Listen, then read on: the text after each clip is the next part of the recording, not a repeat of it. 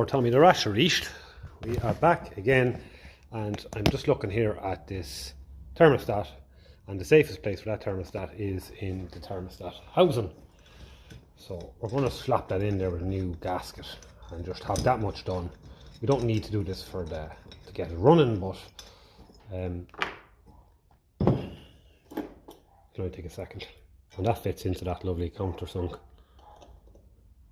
recess there. This is a really good part, as I was saying. It's not a lot of them are et inside from years of coolant and all of that. So that fits over then, and it makes a nice seal. These are lovely quality gasket, these Bepco. They're really thick, really high quality gasket paper. I find the likes of here now, because it's nicely flattened, you just don't have to use gasket glue or anything like that. Actually, let's take one last look at that gasket surface there and make sure we're good. I think I flattened it. If not, you should be able to put it up on that. There's our bolts.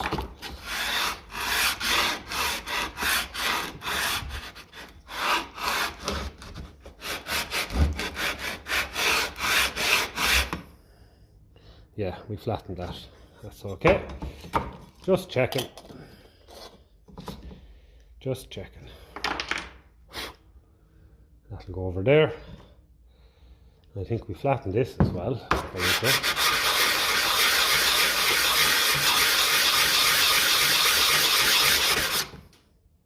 Yeah, we did that. Yeah.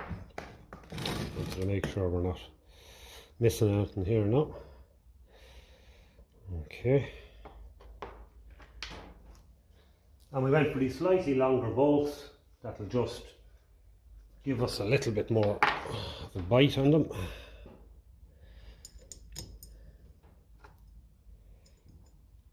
Yeah, these are just a little bit longer, and you're just getting a few more threads through. It'll just give us a better pull on this part.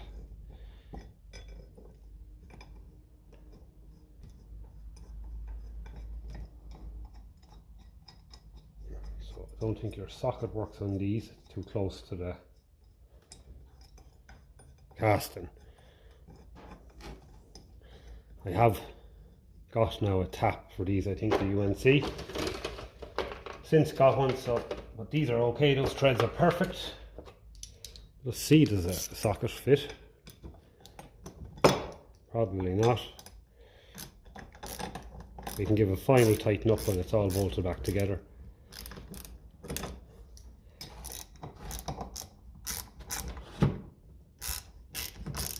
Just barely catching it there. That's okay, we can hit that with the spanner. Probably be a while before there'll be coolant going into this engine, but it's just to have that much done. So, as they say in Irish, too small, Latin Hebre. A good start is half the work. So we have our bolts then for the next casting there. So we'll keep all them together. That's a lovely, lovely second-hand original part. And it's nice to see that the temperature sender bung is in it rather than a broken off temperature sender. A lot of them broke off and they're really hard to get out. They get all corroded in there. So it's nice that that can be removed with 11/16. It's a fine thread. Usually comes out because it's brass, and temperature sender can go in there up to your temperature gauge, and you can keep an eye on things then and see when it's warm enough for to burn TVO. I see a good few videos on YouTube of people running Ferguson 20s and 35s and Massey Ferguson 35 TVOs without thermostat, and I can only tell you this much: I would highly recommend you fit one. You'll never get them up to temperature, and what will happen is in a TVO engine, when you don't have a thermostat fitted, is it doesn't vaporize the fuel properly, and a lot of it then won't burn right. It'll go down past your rings, it'll water down your oil, and it'll accelerate up the engine wear. So not a great way of going about things, and it won't run right at all. So very important that we have thermostat. There was no thermostat fitted this. There was no thermostat fitted to this tractor of mine either when I bought it, and the temperature gauge didn't work at all. So it just wasn't getting up to temperature. So anyway, we'll move on to the next part now, and I'll see where we're going to go. We might check for spark now, actually. Put in a battery from the TVO here, my own go belly, and just check for a spark. We should have one.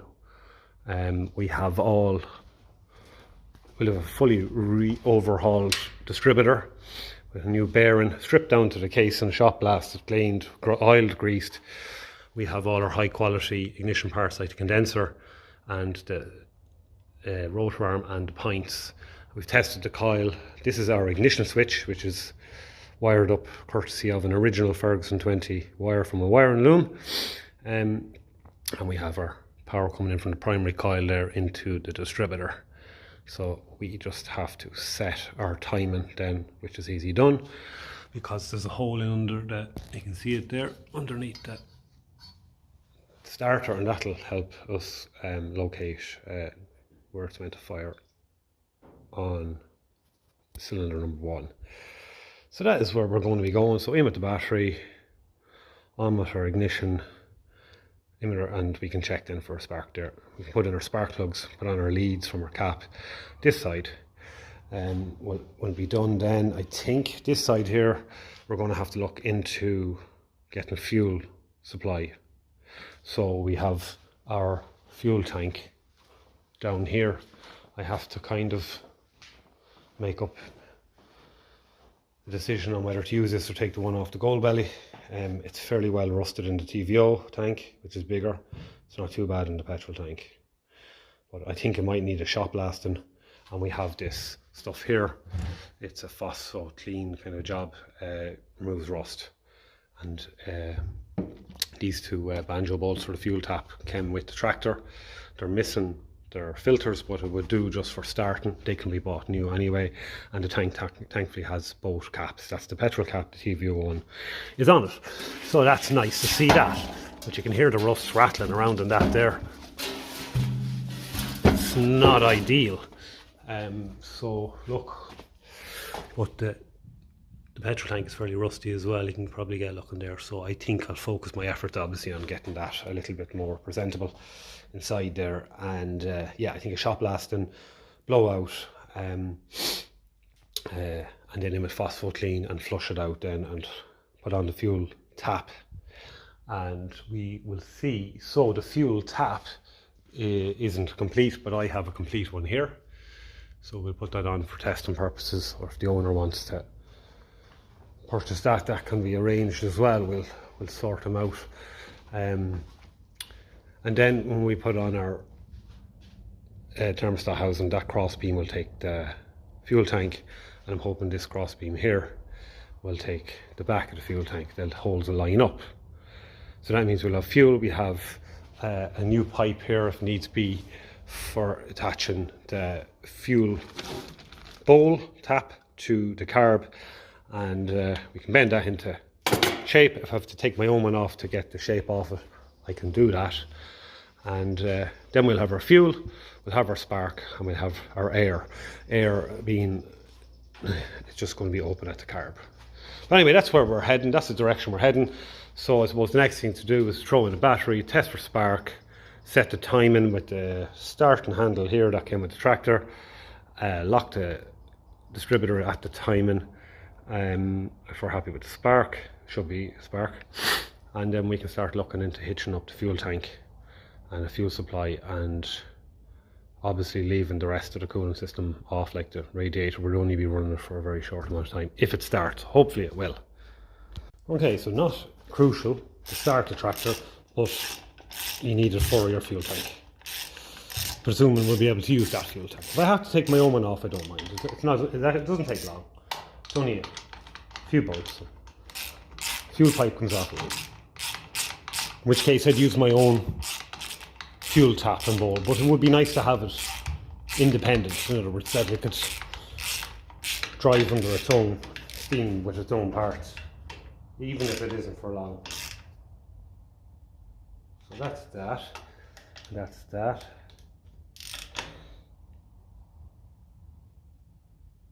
Okay, so that will do the trick. Things are just a bit tight for a socket in there sometimes because of the casting. Anyway, we're done. So another part on, thermostat housing.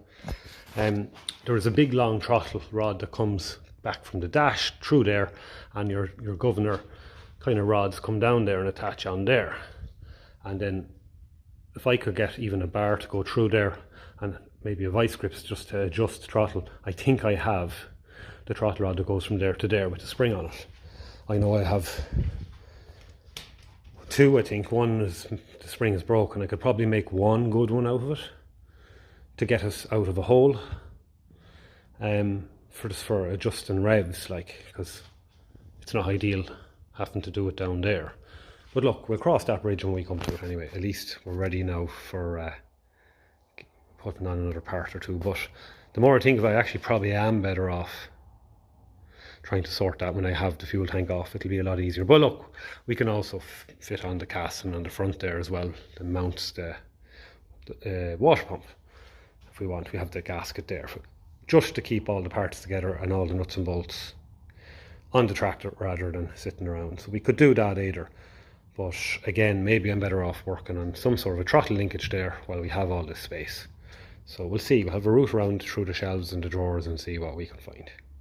So the only thing I could find in my own parts was one throttle rod that's fairly well rusted. The spring isn't in great nick, but that does go up there to another cross piece there, and it goes on there. So the spring is fairly rusted tin, but on both ends. So I don't know if I would actually trust it to do its job fantastic, we'll say. Like, obviously it has to be pulled up there, and it'll work the throttle. Then when it's pulled up, it'll pull the governor forward.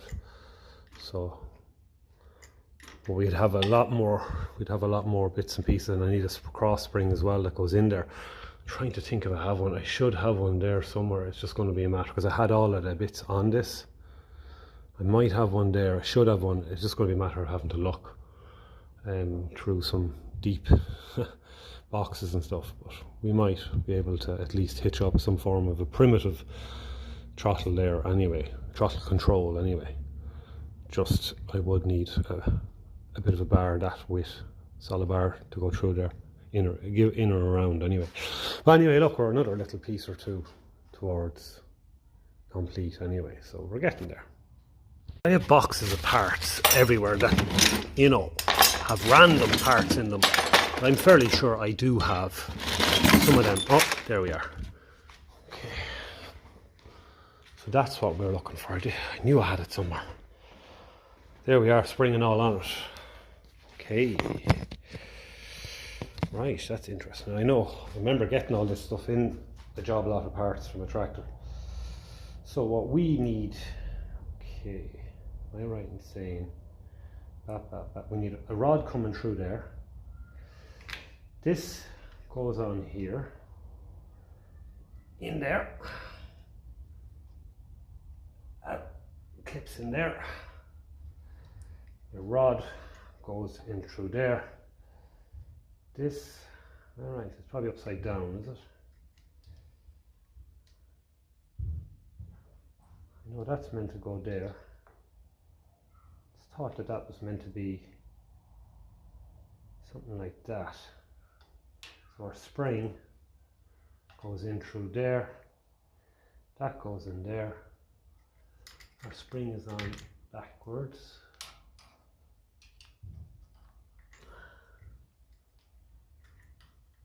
in through there. We need a rod, that goes in there. Am I right in saying, I'll have to look at the gold belly. No, there we are. That's it. We need a rod to go through there. We need that pulled like that. So that is, I'll give you a better look at that. The lighting isn't great. So roughly something like that. So our rod is connected there. Yeah, so that is basically what we need. So we need a rod to go through there and in there, and a short one even, and we should be able to control the throttle by that. So yeah, I knew I had them somewhere, but I have them there. We'll try and piece something together. Okay, so just mine up. So this is a little idea, right? So we've opened up that, we've loosened them off. Hopefully we'll get that through there. Might have to loosen things a bit more. That's all right. If we have to, we can do that.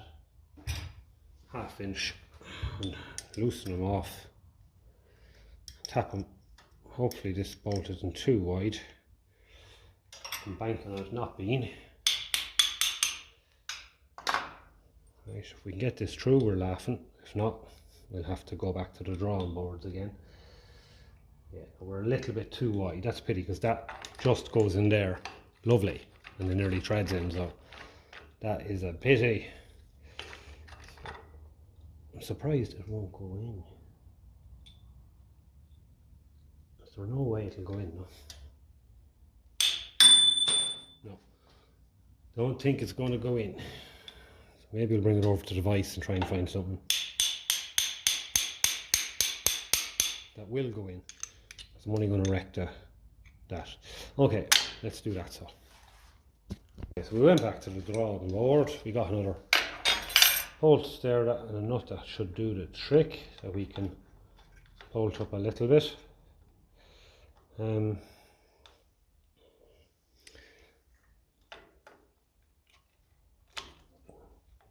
That clips on there, and this is meant to come out further. That's the only thing. So maybe that's not going to work unless, and it won't go in more. So yeah, maybe that's not good either. So I might have to go back to the drawing board again. But look, we're getting closer each time. I just want something that I can kind of bolt, tighten up so that I can hold the throttle. So we'll have a look and see what else we have. What I fitted here is a big long threaded bar. We have a nut on one side here,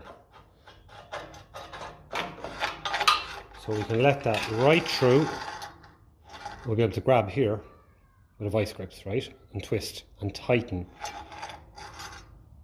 as we need. So what I can do now is I can cut this where we need to cut it, right, the hacksaw. So if we leave it about there, that should do the trick. So we can cut that, and we will have a basic throttle control then. So I'm going to just cut that. What I'm better off doing first is threading up my nut up here first and then cut. So we'll come back when we have that cut. That's cut. We've got our nut on here, both sides, so that'll lock it if we want. That'll go through there, and we can then go and tighten. And we can let this through a little bit more from the far side here.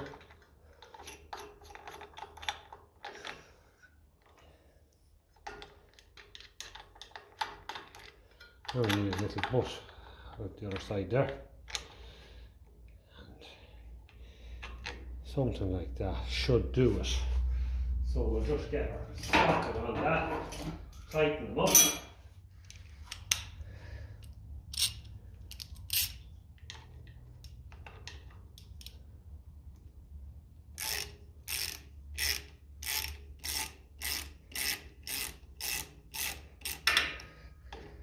And the other one.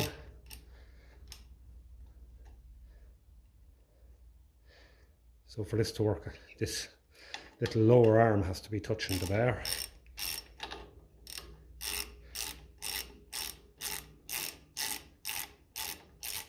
Just touching it. So keep a bit of pressure as we tighten up.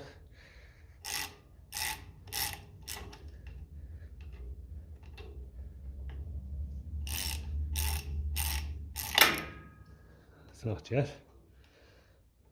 That's okay, because I have to let it off a lot.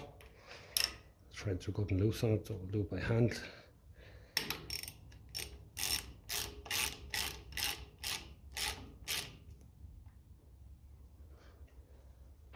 Yeah, we're just touching there. So that is all right. I want to be just touching when we're in the tick over position. Okay. And then we can lock this wherever we want. If we want to give a bit of rev or anything like that, we can do that. When we lock that, it keeps everything out of the way. But there, and we're able to allow the governor to do its thing. And then to put it back to tick over, it should hopefully hold there.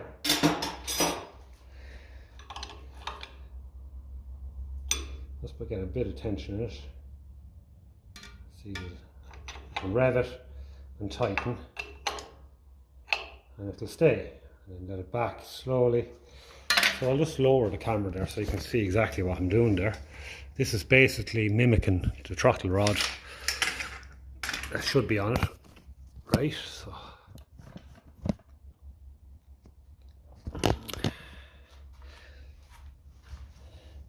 this keeps a little bit of pressure.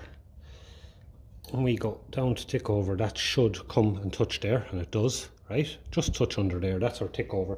That'll push that back into the tick over position, idle, right? We can adjust the idle, the back of the carb. So that is good, because that's doing its thing now, right? Pushing against that, and it's not going back any further. So if I want to give it a bit of rev, I lift him and take the... Now I do have the carb fairly, as the man says, I have it fairly... that connection nice and tight and snug, so this will be a bit jumpy. It'll turn a bit and then it'll all of a sudden jump if you watch the governor, which isn't unusual until things get, you know, used a little bit. And but we should be able to control our revs then, and by giving this a little nip there, it'll lock it in whatever throttle we want. We want a little bit more, we should be able to hold it there. So that is the idea behind this. Give them a nip, send them back to tick over there.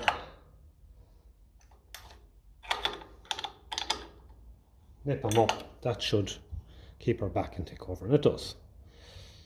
And then lift it up a little bit here and get your revs. So that is basically where we're at with that. So that is good. We're one more step closer to, I suppose, controlling the revs and all of that. I hope that this isn't getting in the way of the casting in there. Hopefully not. Bring it up and just have a quick look and see.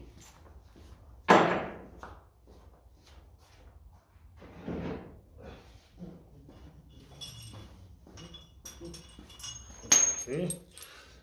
So there's our casting there.